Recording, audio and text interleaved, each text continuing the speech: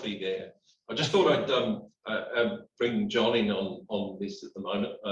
We've got about 5 minutes, and it'd be really good to talk to John about the way that he's been involved in some of the colleges and how they've been teaching existing clinicians how to use these tools and how to improve the outcomes for patients in remote locations. Thanks, Alex. We'll stop sharing. Thanks, David.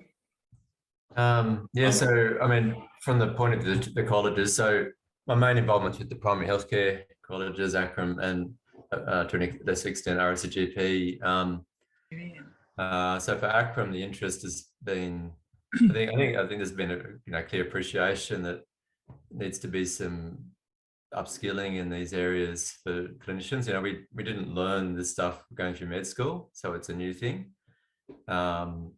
I think the benefits are pretty clear. I mean, you're doing a consultation. A phone is a consultation with your eyes closed, and basically using video means you've got your eyes open, and it's sort of like saying fire is hot. It makes complete sense that, of course, if you've got other ways of seeing a patient, you're going to have a better consultation. The barrier has always been the quality of the video call, but I think it's getting there pretty much. Like, I mean, I'm getting good results in remote outstations. The issue has always been the training. So, for example, if you've got an otoscope, normally you put it in your ear and you look inside, and you can see someone's middle ear cavity. But if you want to learn as a trainee how to, if you put it in the wrong way, you'll get. There's a technique to doing video calls. So you got to. So there's a technique. So you got to learn that. The stethoscope. I mean, you got to learn. There's a technique of getting the sound right. Because when you get the sound right, it sounds really good, But if you don't have the technique of getting the sound right, so there is a learning curve to telehealth. Taking a photograph. I mean, I remember if you just take a photograph of an area without taking a photo of the whole region where in the body the photo is from.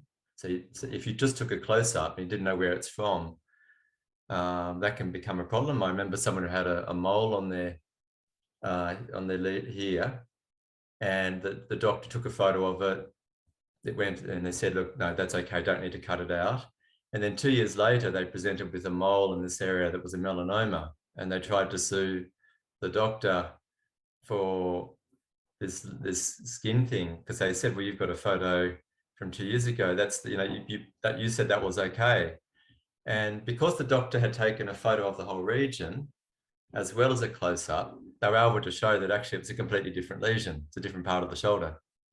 But just as an example of where technique is everything, you need to have a tape measure when you take a photograph, so you know how big the thing is, so you can monitor it. So there's a technique to every technique, and so ACRM have been focusing on. They're starting to do a program on how training people to actually use the technologies to do telehealth correctly. Because if you know how to do it correctly, it's fantastic. If you don't know how to do it correctly, you're just going to go out going, well, that was pretty rubbishy.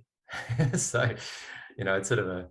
And similarly, RSCGP, they're interested in the supervision side of things. So how to supervise trainees from afar, so that you get trainees out in remote places, and they're looking at the technique of telehealth and how to do it correctly as part of their program on GP supervisors supervising general practitioners in training, and so it's the same sort of thing. So that's sort of where the colleges are heading. So yeah, it is important to know how to.